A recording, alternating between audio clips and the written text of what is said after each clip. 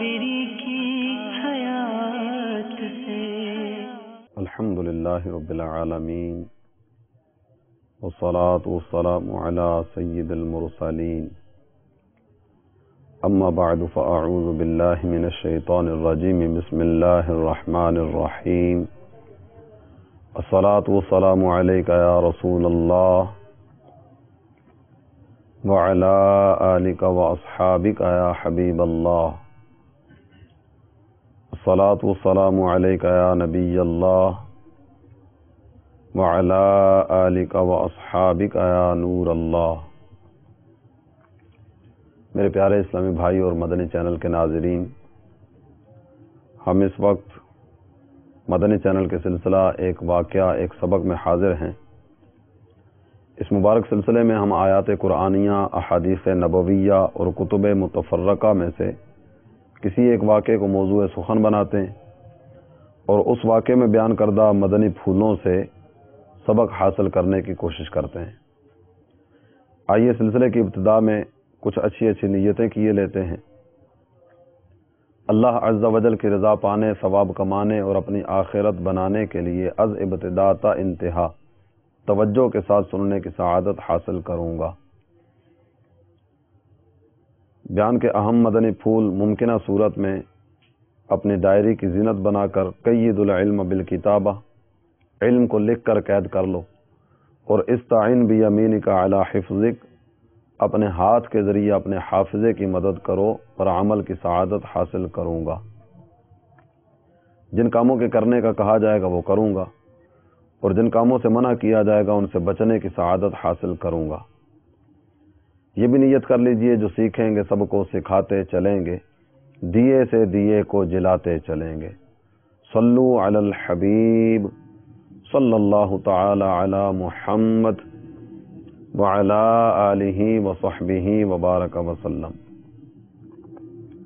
میرے پیارے اسلامی بھائی اور مدنی چینل کے ناظرین، مجمع الزوائد کتاب الادعیہ باب فی الصلاۃ علی النبی صلی اللہ تعالی علیہ وسلم، جلد 10 صفحہ 253 سے فرمان مصطفیٰ صلی اللہ تعالی علیہ وسلم سماعت فرمائیے۔ جس نے مجھ پر 100 مرتبہ درود پڑھا، اللہ عز و جل اس کی دونوں آنکھوں کے درمیان لکھ دیتا ہے کہ یہ نفاق اور جہنم کی آگ سے آزاد ہے، اور اسے بروز قیامت شہداء کے ساتھ رکھے گا۔ صلو علی الحبیب صلی اللہ تعالی علی محمد وعلی آلہ وصحبہ وبارک وسلم۔ میرے پیارے اسلامی بھائیوں، حضرت انس رضی اللہ تعالیٰ عنہ فرماتے ہیں، ایک یہودی لڑکا حضور صلی اللہ تعالی علیہ وآلہ وسلم کی خدمت کیا کرتا تھا، وہ بیمار ہو گیا۔ رسول اللہ صلی اللہ تعالی علیہ وآلہ وسلم اس کی عیادت کے لیے تشریف فرما ہوئے۔ اس کے سرہانے کے قریب جلوہ فرما ہو کر اسے ارشاد فرمایا، اسلام قبول کر لو۔ وہ لڑکا اپنے والد کا چہرہ دیکھنے لگا۔ باپ اپنے بیٹے کی سوالیہ نظریں دیکھ کر مقصود سمجھ گیا، کہنے لگا، بیٹے، ابو القاسم صلی اللہ تعالی علیہ وآلہ وسلم جو فرماتے ہیں ان کی اطاعت کرو۔ باپ کا جواب ملتے ہی لڑکے نے کلمہ پڑھا اور مسلمان ہو گیا۔ جب عیادت سے فراغت کے بعد رسول اللہ صلی اللہ تعالی علیہ وآلہ وسلم وہاں سے چلے تو آپ کے لبہائے مبارکہ پر یہ کلمات تھے، الحمدللہ الذی انقذہ من النار۔ تمام تعریفیں اللہ عز و جل کے لیے ہیں جس نے اس لڑکے کو جہنم کی آگ سے بچا لیا۔ میرے پیارے اسلامی بھائی اور مدنی چینل کے ناظرین، یہ واقعہ اگرچہ مختصر ہے مگر بہت ہی پیارے پیارے مدنی پھول اور بڑا حسین سبق بھی دے رہا ہے۔ آئیے اس واقعے میں بیان کردہ مدنی پھولوں کی مہک سے اپنے مشام دماغ کو معطر کرنے کی سعی کریں۔ مدنی چینل کے جملہ ناظرین، آپ مختلف شعبہ زندگی سے تعلق رکھتے ہیں۔ تقریباً ہر شخص اپنے منصب، عہدہ، تعلقات وغیرہ کے اعتبار سے کسی کا ماتحت اور کسی کا مافوق ہوتا ہے۔ چند ایک سے چھوٹا ہے تو کچھ نہ کچھ افراد سے کسی نہ کسی اعتبار سے بڑا بھی ہے. آپ دفتر میں کام کرتے ہیں تو کچھ آپ کے افسر ہوں گے اور کوئی آپ سے بڑا بھی ہوگا. آپ کسی دینی، سیاسی یا سماجی تنظیم سے تعلق رکھتے ہیں تو اوپر یا نیچے کہیں نہ کہیں آپ کا کوئی نہ کوئی منصب اور عہدہ ضرور ہوگا. اس اعتبار سے کچھ کے آپ نگران ہوں گے اور کچھ افراد آپ پر نگران ہوں گے. اگر گھر کو دیکھیں تو آپ اپنے بچوں، بھانجوں، بھتیجوں سے بڑے ہیں تو اپنے والدین، چچا، ماموں وغیرہ سے چھوٹے بھی ہیں. کسی بھی بڑے کے لیے اپنے چھوٹوں کے ساتھ رابطہ رکھنا یہ انتہائی ضروری ہوا کرتا ہے. خاندان کے چھوٹے افراد اور جماعت میں اپنے ماتحتوں کے دکھ درد میں شریک ہونا از حد ضروری ہوا کرتا ہے. اس کے فوائد میں سے اہم ترین 3 فائدے آپ کی سماعتوں کی نظر کرتا ہوں. سب سے پہلا فائدہ تو یہ حاصل ہوگا کہ ان کے حوصلے بلند رہیں گے اور وہ اپنے آپ کو کسی بھی موقع پر تنہا محسوس نہیں کریں گے. دوسرا فائدہ یہ ہوگا کہ بڑوں کے بارے میں یہ بدگمانی پیدا نہیں ہو سکے گی کہ یہ ہمیں صرف اور صرف اپنے مقاصد کے لیے استعمال کرتے ہیں. اپنا کوئی کام ہو تو وہ اپنا کام نکلوانے کے لیے ہم سے تعلق رکھتے ہیں. ہماری ذات سے ان کو ذرہ برابر قطعاً کوئی دلچسپی نہیں. نمبر 3، حسن سلوک کا مظاہرہ کر کے باہمی اتفاق و اتحاد کو فروغ دیا جاتا ہے.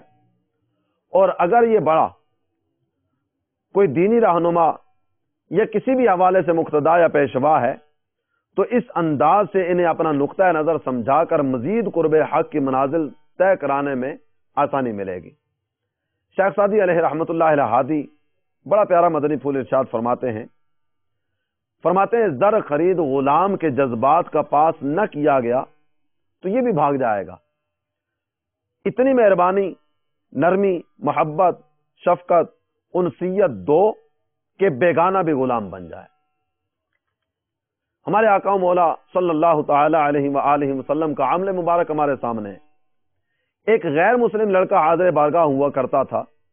جب وہ بیمار ہوا تو حضور صلی اللہ تعالی علیہ وآلہ وسلم اس کے گھر اس کی عیادت کے لیے تشریف فرما ہو گئے.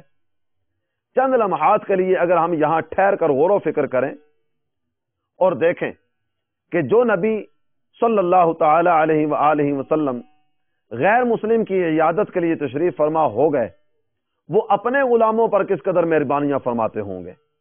یاد رکھیے، یہ مزاج پرسی اور ایک دوسرے کے احوال کی خبر گیری ایک مسلمان کا دوسرے مسلمان پر حق بھی ہے. صحیح بخاری جلد 1 صفحہ 166 کتاب الجنائز باب الامر باتباع الجنائز میں ہے. سیدنا ابو ہریرہ رضی اللہ تعالی عنہ ارشاد فرماتے ہیں سمعت رسول اللہ صلی اللہ تعالی علیہ وآلہ وسلم حق المسلم علی المسلم 5 رد السلام وعیادت المریض واتباع الجنائز واجابت الداعی وتشمیت العاطس. میں نے اللہ کے رسول صلی اللہ تعالی علیہ وآلہ وسلم کو فرماتے سنا مسلمان کے مسلمان پر 5 حق ہیں. پہلا حق، جب وہ سلام کرے جواب دے. نمبر 2، مریض کی عیادت یعنی اس کی بیمار پرسی کے لیے جانا. نمبر 3، جنازے کے ساتھ جانا. نمبر 4، جب کوئی دعوت دے اس کی دعوت کو قبول کرنا. نمبر 5، چھینکنے والے کا جواب دینا. چھینکنے والا الحمدللہ کہے تو اس کا سننے والا اسے چاہیے کہ وہ یرحمک اللہ کہے. جامع ترمذی ابواب الجنائز باب ما جاء فی عیادت المریض جلد 1 صفحہ 315. سیدنا ثوبان رضی اللہ تعالی عنہ راوی ہیں، فرماتے ہیں نبی محترم صلی اللہ تعالی علیہ وآلہ وسلم نے ارشاد فرمایا ان المسلم اذا عاد اخاہ المسلم لم یزل فی خرفۃ الجنہ. بڑی پیاری حدیث مبارکہ. حضور صلی اللہ تعالی علیہ وسلم ارشاد فرماتے ہیں مسلمان جب تک اپنے مسلمان بھائی کی عیادت کرتا رہتا ہے تب تک وہ جنت کے پھل چننے میں رہتا ہے. سبحان اللہ العظیم. مسلمان کی عیادت کس قدر حصول برکت کا ذریعہ ہے. مسلمان اللہ عز و جل کا پسندیدہ بندہ ہے. اسے پہنچنے والی تکلیف خود اس کے لیے دفع سیئات اور رفع درجات یعنی گناہ لے جانے اور درجے بڑھانے کا باعث بنی. اور جو حسن نیت سے اس کی مزاج پرسی کے لیے آیا ان کے لیے بھی رحمت و برکت کا سامان کر گئی۔ مریض کی عیادت کرنے والے پر کیسے چما چم رحمتیں نازل ہوتی ہیں، آئیے سنیے اور شان رحیمی و کریمی کے جلووں سے اپنے قلب و روح کی تازگی کا سامان کیجیے۔ جامع ترمذی ابواب الجنائز جلد 1 صفحہ 315 مولا مشکل کشا علی المرتضی کرم اللہ تعالی وجہہ الکریم فرماتے ہیں، میں نے مصطفیٰ جان رحمت صلی اللہ تعالی علیہ وآلہ وسلم کو فرماتے سنا، ما من مسلم یعود مسلما غدوة الا صلی علیہ 70,000 ملک حتی یمسی وَإِنْ عَادَهُ عَشِيَّةً إِلَّا صَلَّى عَلَيْهِ 70,000 مَلَكٍ حَتَّى يُصْبِحَ وَكَانَ لَهُ خَرِيفٌ فِي الْجَنَّةِ۔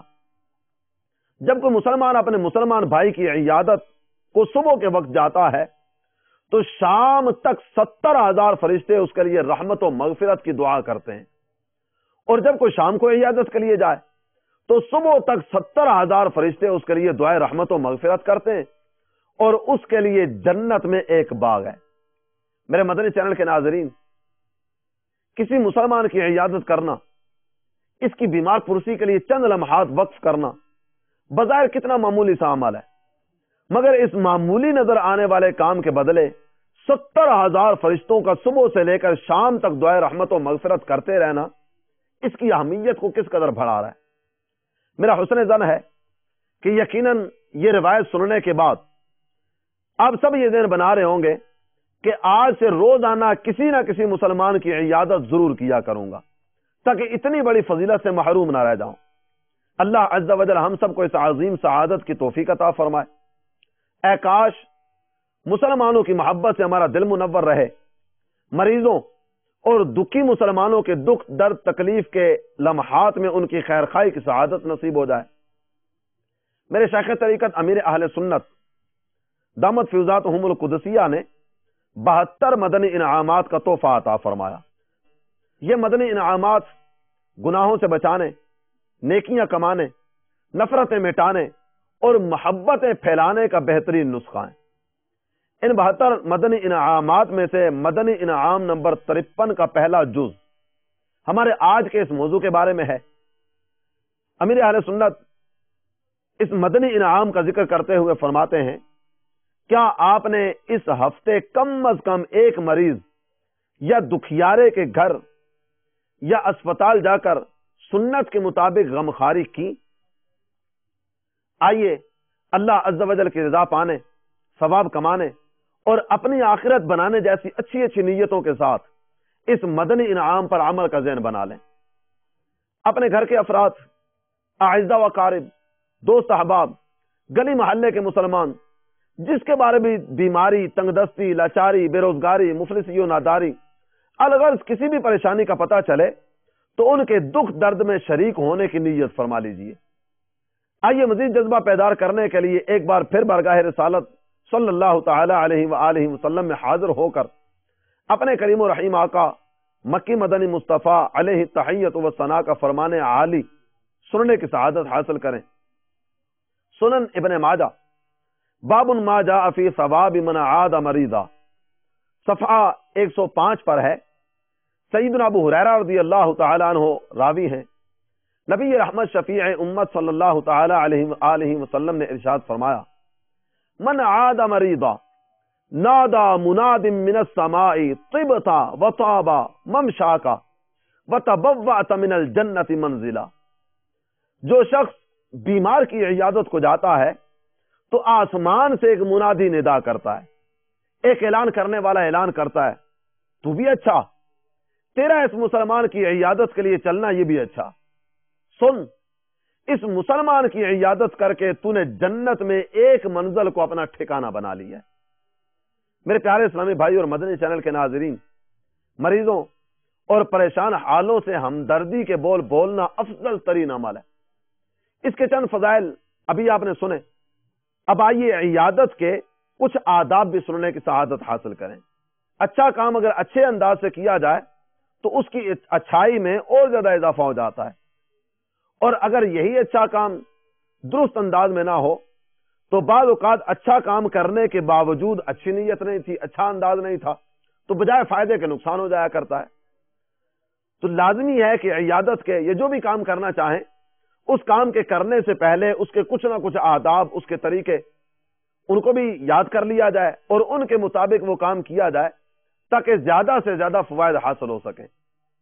صحیح بخاری کتاب المناقب باب علامات النبوت فی الاسلام جلد 1 صفحہ 511 سیدنا عبداللہ ابن عباس رضی اللہ تعالیٰ عنہ راوی ہیں، حضور اقدس صلی اللہ تعالی علیہ وآلہ وسلم ایک اعرابی کی عیادت کے لیے تشریف لے گئے۔ آپ صلی اللہ تعالی علیہ وآلہ وسلم کی عادت کریمہ تھی کہ جب بھی کسی مریض کی عیادت کو تشریف لے جاتے تو وہاں تشریف فرما ہو کر یہ فرمایا کرتے تھے لا بأس طہور انشاء اللہ تعالی، یعنی کوئی حرج کی بات نہیں، انشاء اللہ تعالی یہ مرض گناہوں سے پاک کرنے والا ہے۔ اس اعرابی سے بھی سرکار نے یہ کلمات فرمائے لا بأس طہور انشاء اللہ تعالی، کوئی حرج کی بات نہیں، انشاء اللہ یہ مرض گناہوں سے پاک کرنے والا ہے۔ میرے مدنی چینل کے ناظرین، ان مبارک کلمات کو یاد کر لیجئے۔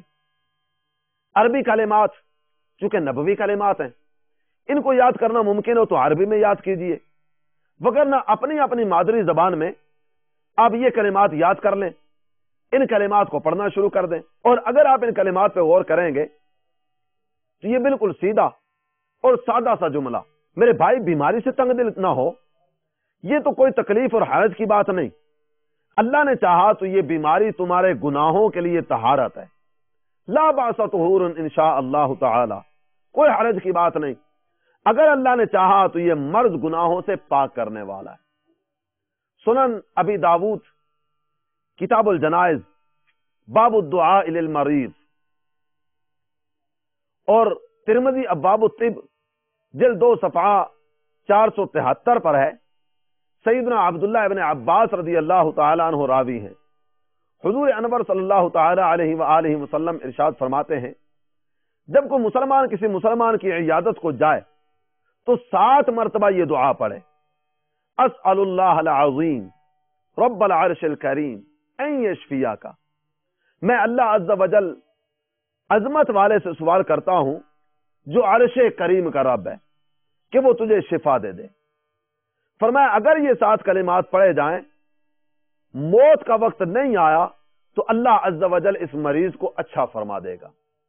کتنے پیارے کلمات اور کس قدر پیارا انداز حضور صلی اللہ تعالی علیہ وسلم ہمیں سکھا رہے ہیں۔ اپنے مریضوں اور اپنے بیماروں کے پاس جاؤ تو ان کے پاس بیٹھ کر اللہ عز و جل کے حضور ان کی شفا یابی کا سوال کرو۔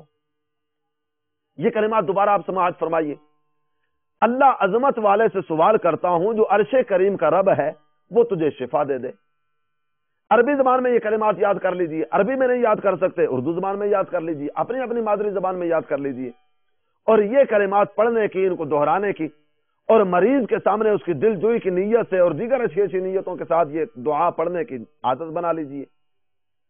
مزید سماعت فرمائیے، جامع ترمذی ابواب الطب جلد 2 صفحہ 473 سیدنا ابو سعید خدری رضی اللہ تعالی عنہ راوی ہیں، حضور پر نور شافعی یوم نشور صلی اللہ تعالی علیہ وآلہ وسلم نے ارشاد فرمایا اذا دخلتم علی المریض فنفسوا له في اجل فان ذلك لا يرد شيئا ويطيب نفسه، جب کسی مریض کے پاس جاؤ تو اس کی زندگی کے بارے میں دل خوش کرنے والی باتیں کرو کہ تمہارا یہ باتیں کرنا آنے والے وقت کو ٹال نہیں سکتا، لیکن مریض کا دل اس سے ضرور خوش ہو جائے گا۔ میرے پیارے اسلامی بھائی اور مدنی چینل کے ناظرین، آج عیادت کرنے والوں کے انداز اگر ہم اپنے سامنے رکھیں، ان عیادت کرنے والوں کے انداز اور مریض کے پاس بیٹھ کر کہے جانے والے کلمات جب آپ ان کا جائزہ لیں گے نا تو بعض اوقات یہ عیادت مریض کے لیے پیار نہیں دل آزار بن جاتی ہے۔ مریض کو دیکھتے ہی رونا دھونا، شور شرابہ، یہ کس طرح کا اظہار محبت ہے؟ مریض کے چہرے پر نظر پڑتے ہی زبان پر اس طرح کے کلمات آ گئے، اوہ ہو آپ تو بہت زیادہ کمزور ہو گئے، ارے دیکھو تو صحیح بیچارے کی ہڈیاں نکل آئیں، ہاں یار آنکھیں بھی اندر کی طرف دنسی معلوم ہو رہی ہیں۔ مریض کے سامنے بیٹھ کر اس کی دل جوئی کرنے کے لیے آنے والوں کی زبان پر یہ کلمات جاری ہیں، بھائی ہمارے محلے میں بھی ایک شخص کو ایسی ہی بیماری لگی تھی، وہ تو ایک ہفتے کے اندر ہی مر گیا تھا. ہاں بھائی فلاں اسی بیماری کی وجہ سے بستر پر پڑا ہے.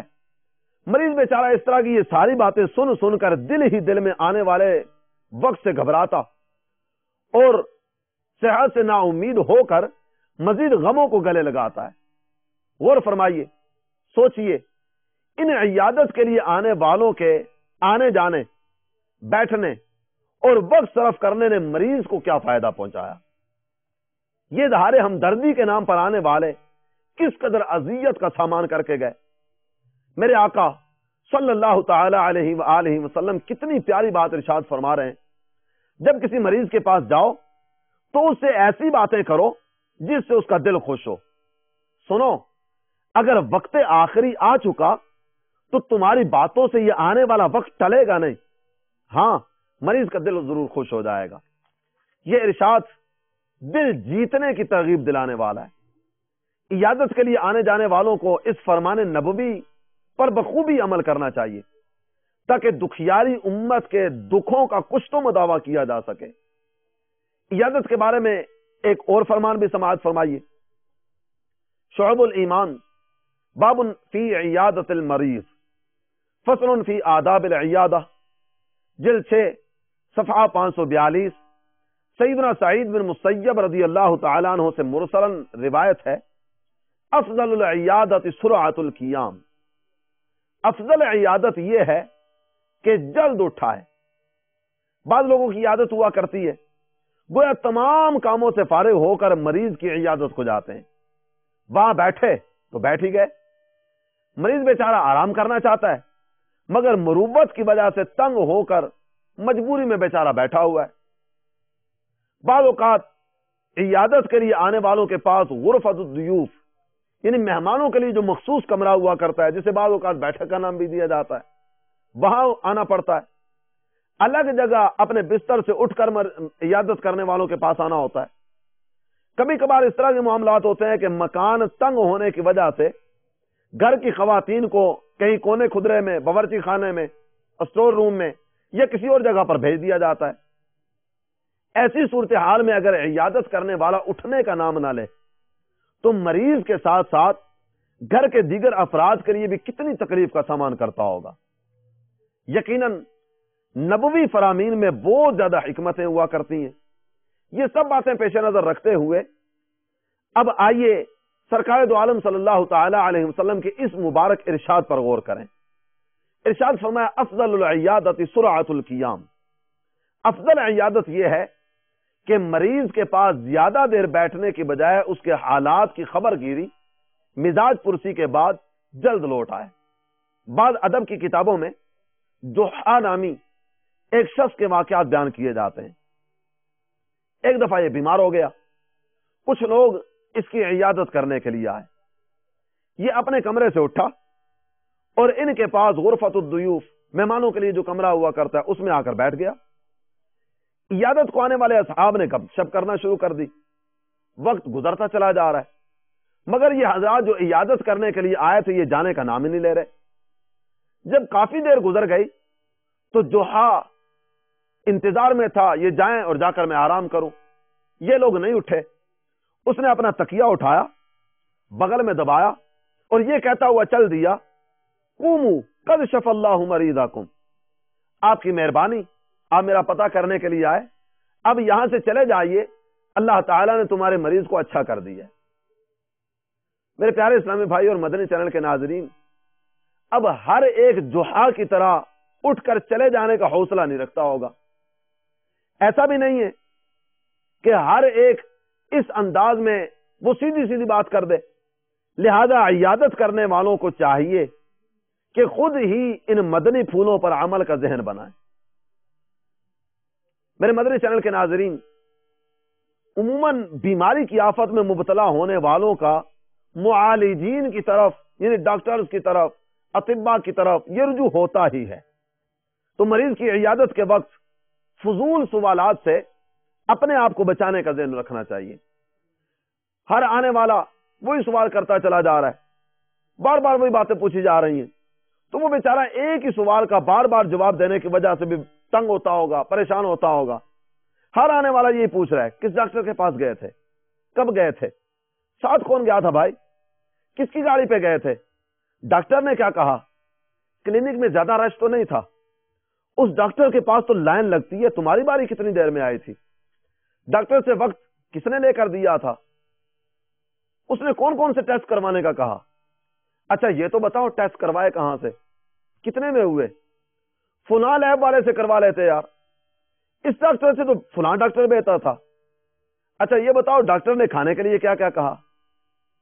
یہ سب تم منع ہونا چاہیے تھا، ڈاکٹر نے یہ کھانے کا کیوں کہہ دیا؟ اس کا تو کوئی نقصان نہیں تھا، پتہ نہیں ڈاکٹر نے کیوں منع کر دیا۔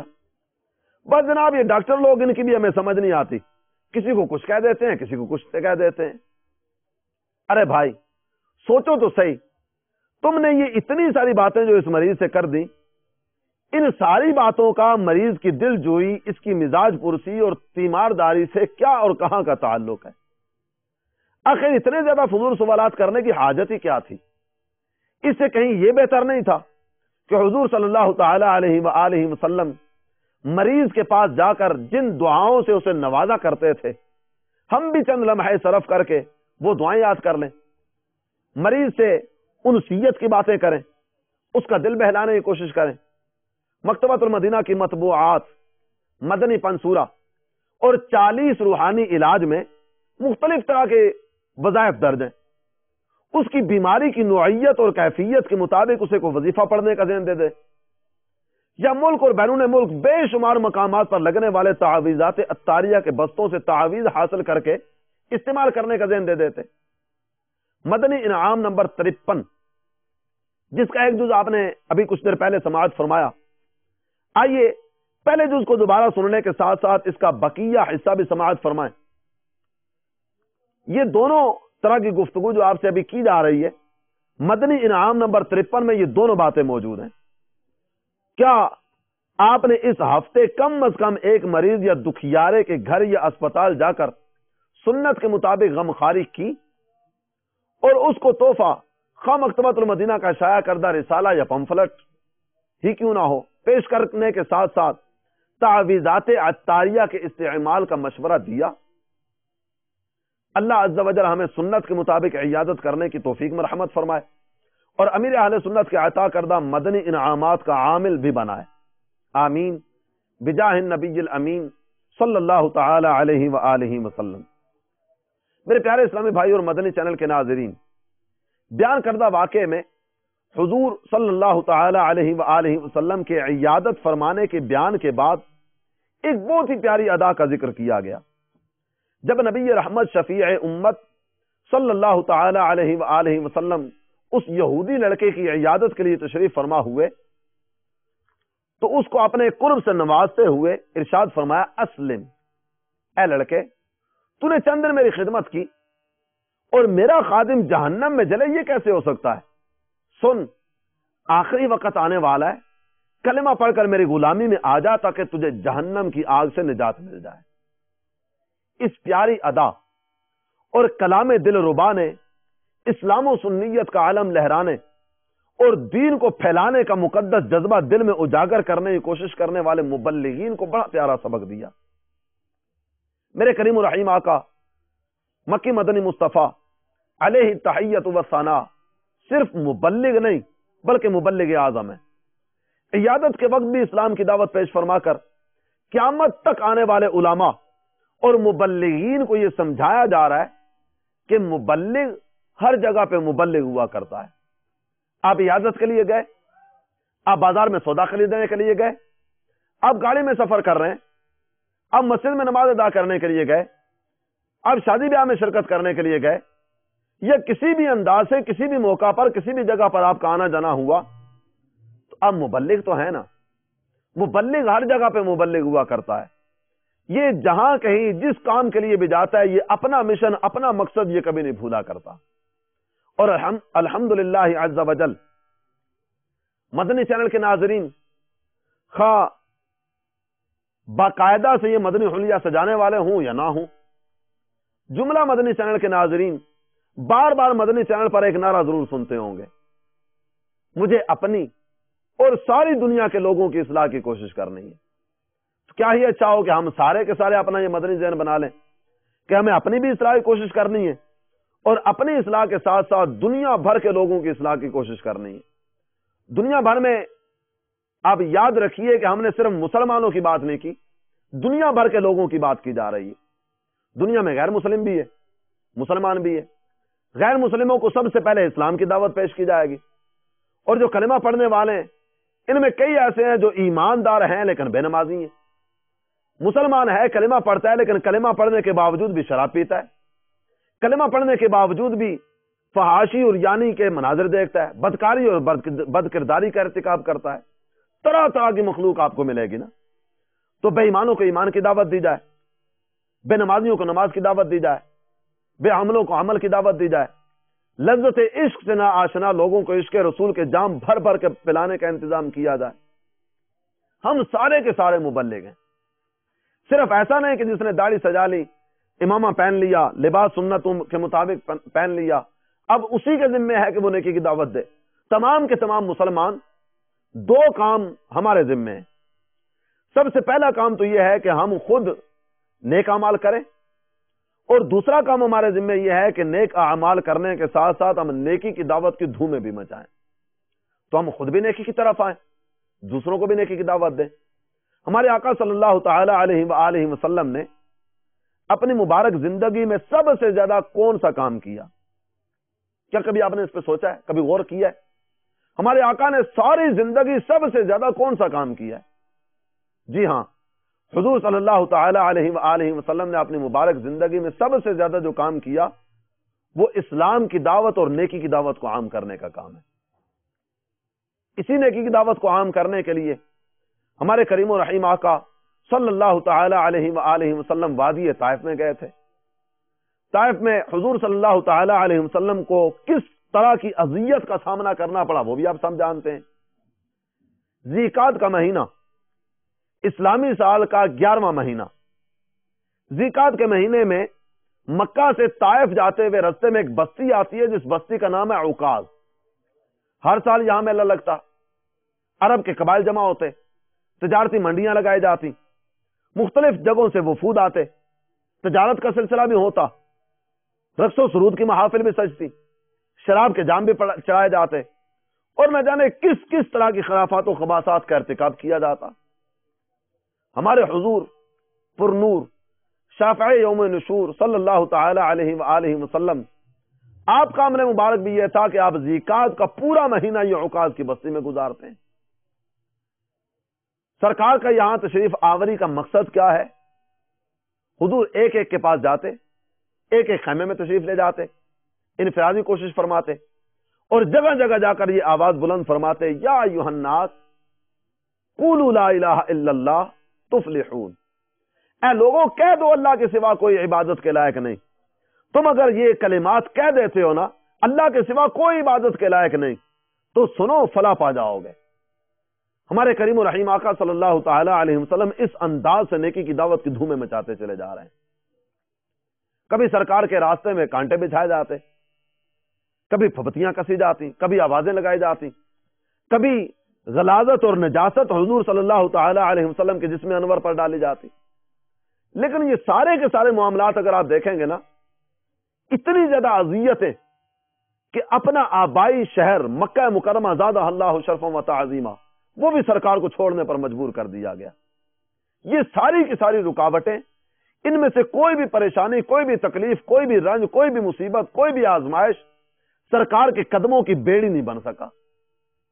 حضور صلی اللہ تعالی علیہ وآلہ وسلم کا ہر قدم منزل کی طرف آگے سے آگے نکلتا چلا جا رہا ہے۔ حضور صلی اللہ تعالی علیہ وسلم نیکی کی دعوت کی دھومیں مچاتے چلے جا رہے ہیں۔ کتنے آپ کے غلام، کتنے صحابہ شہید ہوئے، شہید ہونے والوں کے افراد وہ بھی سرکار دو عالم صلی اللہ تعالی علیہ وسلم کی خدمت اقدس میں حاضر ہو کر یہی عرض کرتے ہیں، یا رسول اللہ، یہ ماں باپ بہن بھائی بانجے بھتیجا جو کچھ بھی ہیں سارے کے سارے بھی اگرچہ قربان ہو جائیں، ہم آپ کے دامن اقدس سے پیچھے ہٹنے والے نہیں ہیں۔